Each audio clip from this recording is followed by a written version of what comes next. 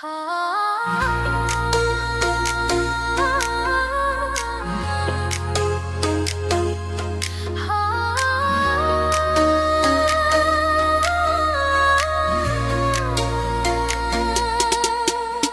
khlem jingit na pi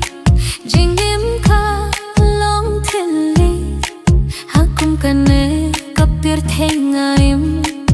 le noi ka jingim lada khlem jingit na pi jingim ka long thili hakum kane kapir thengaim le noi ka jingim